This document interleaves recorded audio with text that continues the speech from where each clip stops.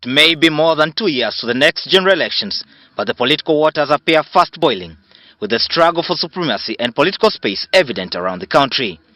The NRM appears bent on retaining control of the country, with reports that a 50-year master plan is in the implementation stage, with allegations that the ultimate aim is to transfer power to the first son, Brigadier General Muhoozi Kainerugaba, an assertion the army has denied, insisting his rapid promotion that has raised eyebrows is on merit, moving fast to justify his actions. Remember we are in Rwachitura, and as the Ankore caucus and Honorable Winvyanyima brought this and said, but why is Muhoozi recruiting for the army?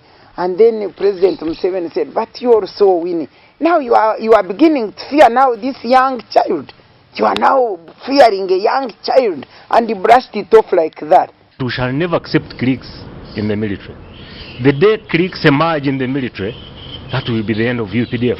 In Parliament, where money appears to be the driving factor, the NRM is in a firm command, using its numerical strength to lay grounds for their political advantage, as the opposition, with a miserable number in Parliament, resorts to abandon logic, as laws described by a section of the population as draconian make their way to the floor of Parliament.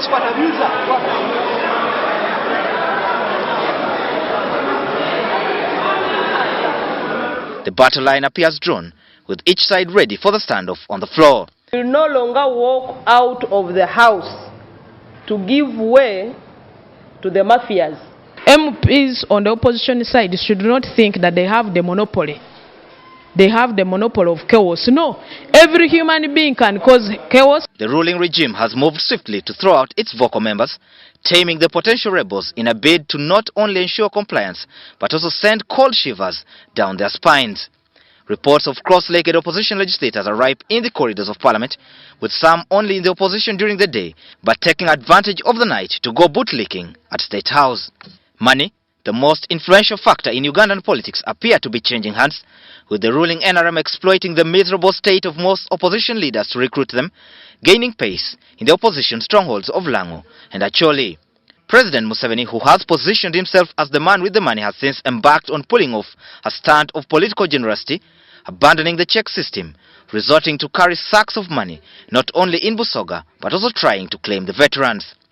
Others have argued that the NRM has secured positions for loyal cadres on the bench in preparation for possibilities of a petition, with the reappointment of Chief Justice Benjamin Odoki as well under scrutiny. Justice Odoki now is very well groomed, you know. President Museveni is sure of him, because how many times has he held when elections were irregularly conducted? 2 times so far that they were things are okay. Honorable Muwanga Chivumbi, who is in Parliament on the DP ticket, went to court and petitioned the court on Section 32 of the Police Act, and the court ruled that it was unconstitutional. The Electoral Commission, dismissed by many as incompetent, appears here to stay, with the noise made by the opposition remaining just that, a non-consequential action. After a dismal performance in the last elections, the opposition, dissatisfied with the process, resorted to civil action, and questions remain as to whether it has had any impact. Accusations have been levied against police under the leadership of General Kale Kaihura, accused of being a partisan loyal cadre of the regime of the day. If you have information about corruption, bring it to us. That's serious work.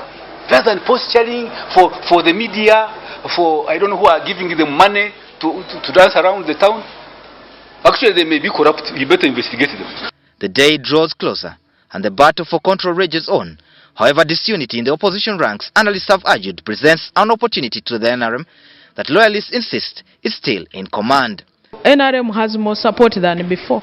As the showdown moves closer, it remains to be seen who finally carries the day in an election where tempers could flare high. Savit Joseph, WS Television.